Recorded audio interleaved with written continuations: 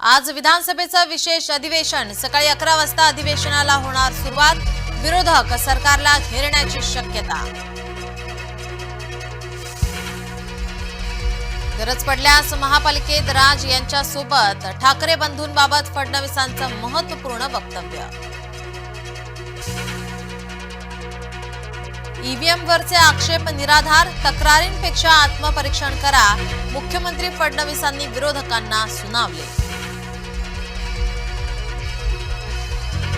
राजभवनात हंगामी अध्यक्ष कालिदास कोळंबकरांचा शपथविधी संपन्न। 9 डिसेंबरला नव्या अध्यक्षाची निवड। मंत्रिमंडळ विस्तारानंतर उपोषणाची तारीख जाहीर करणार, मनोज जरांगे यांची माहिती।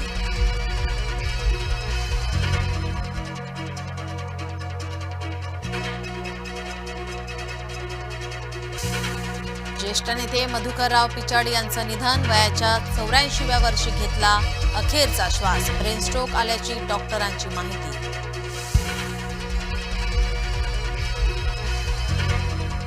आमदार शहाजी बापू पाटलांच्या पुतण्याची गाडी फोडली।